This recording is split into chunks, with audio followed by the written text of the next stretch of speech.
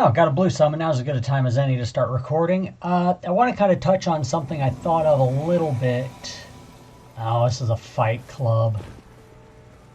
I don't like bullying guys during fight clubs. A little bit of something I was thinking about during the whole Hasan thing that happened recently.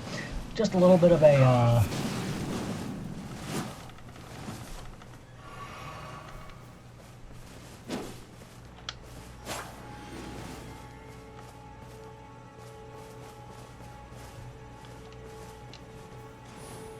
Oh, looks like we're not fighting.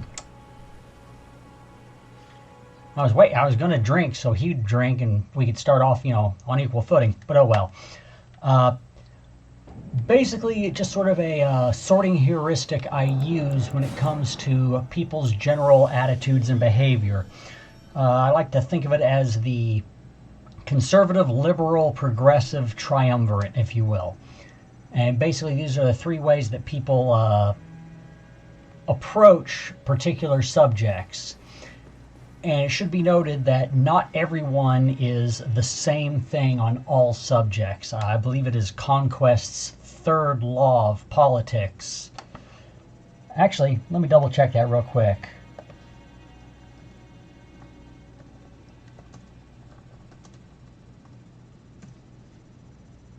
Nope, never. I was wrong. It's number 1.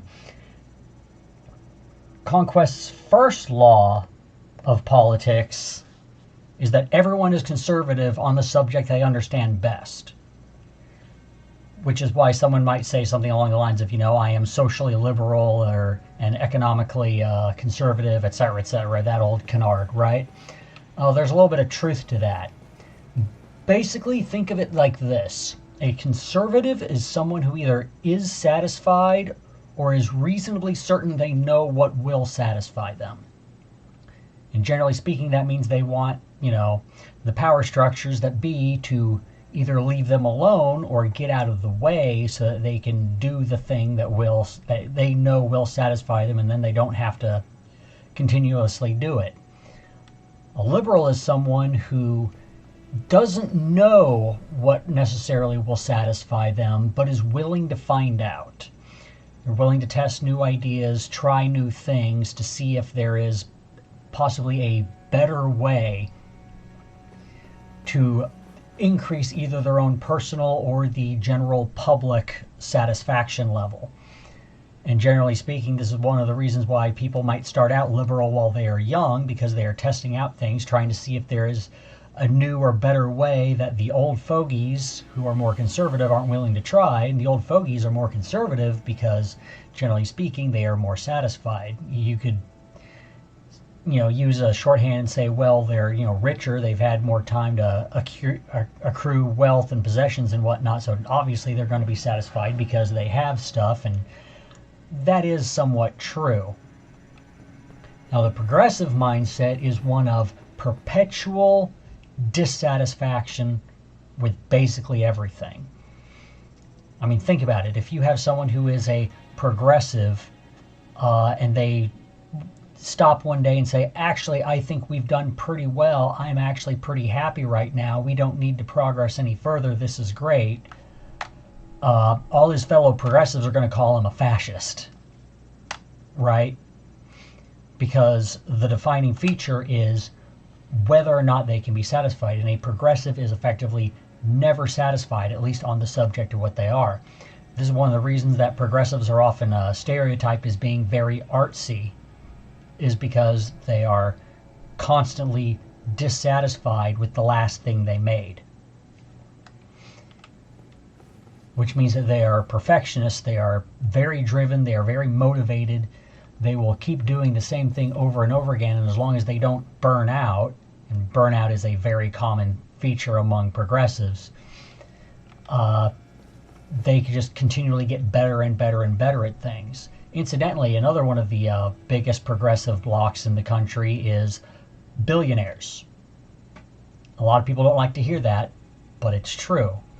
They're very progressive in the field of gathering wealth and producing things.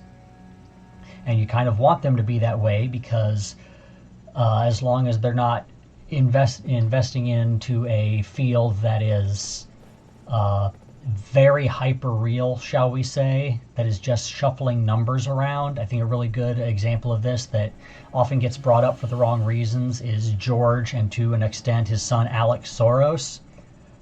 The guy, everyone knows he's a billionaire. What's he a billionaire for? What did he do?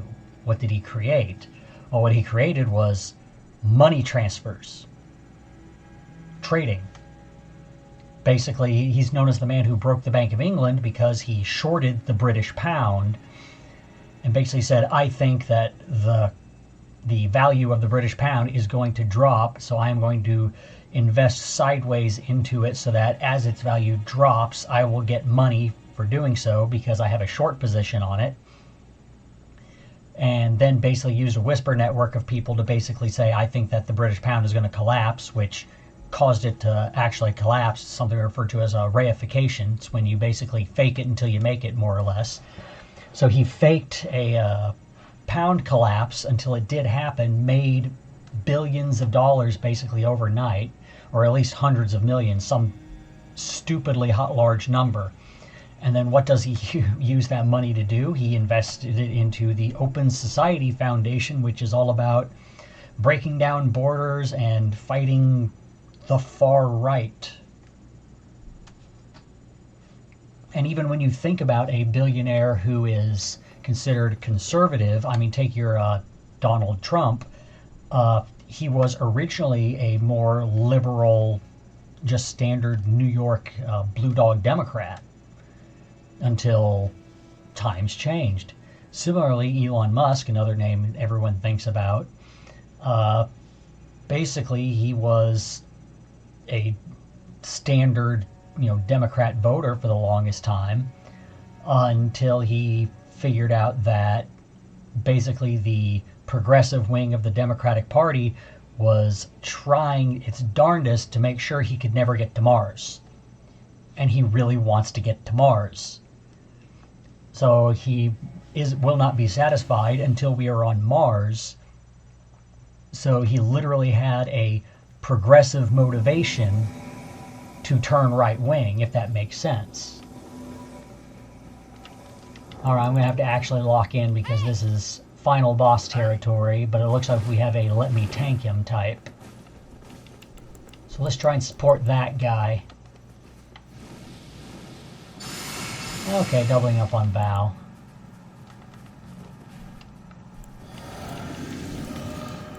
Meanwhile, you have guys like, Reid Hoffman, Tom Steyer, and all these other types who don't have nearly as much public visibility.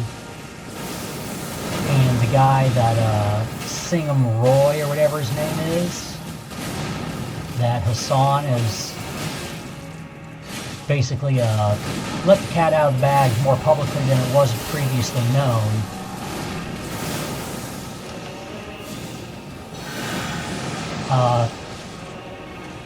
That guy, he's not quite a billionaire, but he's a, multi-millionaire.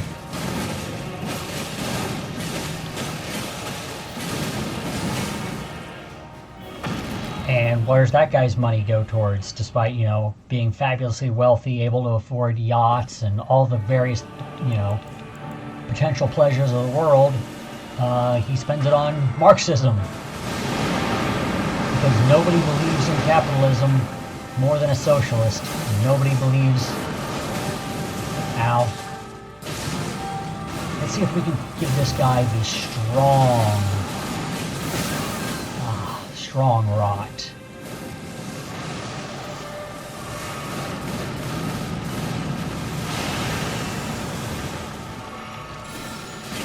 Need to hold his attention.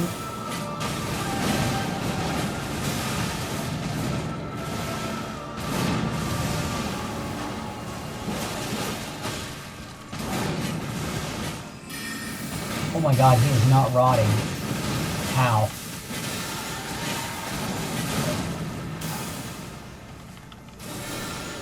Okay, when he comes out of that, he's going to catch a face full of butterflies. I think that's got him. Oh my god, he is still not rotting somehow. Well, I'm probably dead. Oh wow, he just decided not to kill me.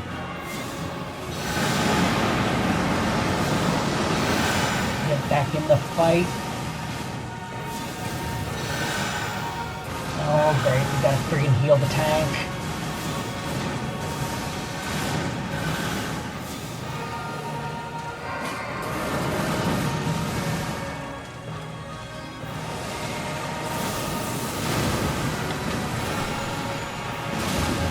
Worth it. Stand in the middle of that bullshit.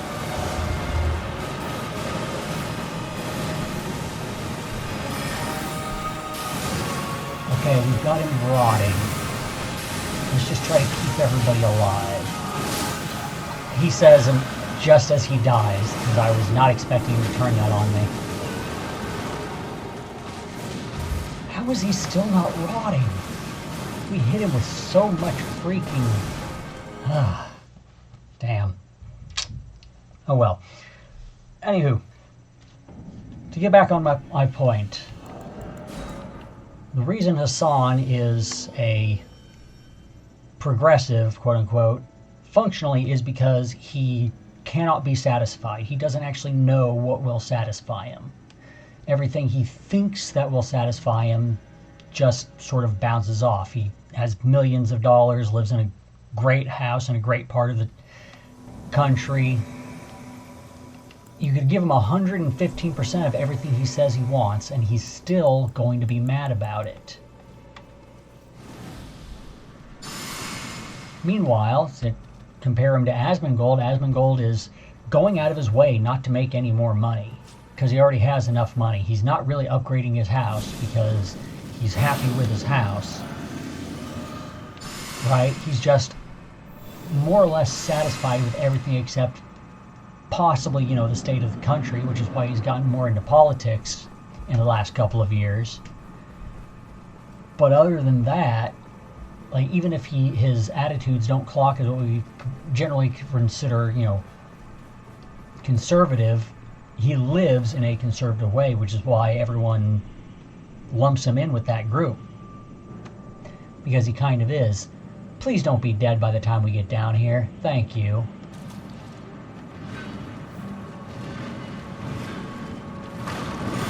Okay, let's draw some aggro.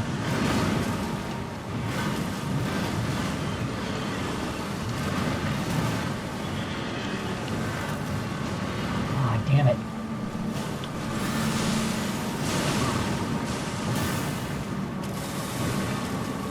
I was hoping he'd come for me.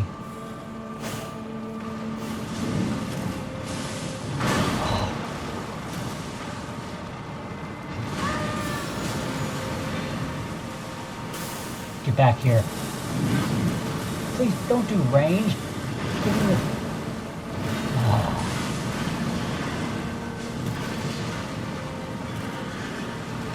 Let's try to predict where he's going to end. This is probably going to get me killed because I'm an idiot. Yes. But I got him rotting. And that other guy can do plenty of holy damage. Hopefully they can pull it off. As long as that guy can stop taking hits. Like I have any room to speak.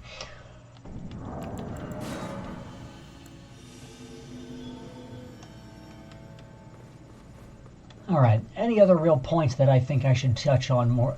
Well, I think one of the reasons that Asmongold like rubs Hasan the wrong way is a very common problem among Marxists, is that the reason they're lumped in with progressives is because if you read Marxist theory, the end point of it is essentially paradise on earth. It is pure raw dopamine all the time. Basically everyone having everything they ever need and being satisfied all the time. And they're darn well set on that basically being the only thing that will satisfy them. But it's basically not physically possible because laws of physics, basically. There's no such thing as post-scarcity if you're still stuck on a rock floating through space. But in a very real sense, they're technically conservative in regards to that paradise. But because that paradise is impossible, they're never satisfied, hence making them progressive. And they never really have the numbers to actually get what they want, because they can't convince enough people to actually go along with it, which is why they have to try to force it when they finally get their socialist system set up. And pretty much every example of a socialist society that aspires to Marxist communism is that it was a vanguardist movement. It was not the workers and the farmers who basically pushed them over the line. Darn. Where is he? Can't see nothing. It's my own darn fault. It's always basically the elites or the children of the elites who are pushing it, because people who are more in touch with reality, shall we say, basically don't fall for that sort of stuff. They just want what they want, and they're relatively easily satisfied. Meanwhile, if you're the child of a rich or powerful scion who's probably not going to come up to their standard... I should have done that a little bit sooner. I meant to duck that. Totally did.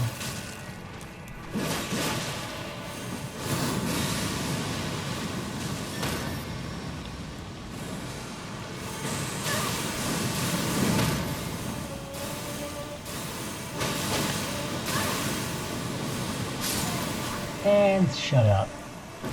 There we go. So essentially they're trying to turn, the entire point of Marxist theory is essentially making people so miserable, or convincing them they are so miserable, that you raise an army of working class stiffs to basically go kill your enemies for you. But it never works because they can't convince enough of the, chud grunts working in the factories and on the farms, this guy, to do it for them. So they instead turn to more subversive social efforts or infiltrating corporations, as per Marcuse in the 1960s, in order to essentially try to shift everything on a cultural level to think that basically socialism is high status.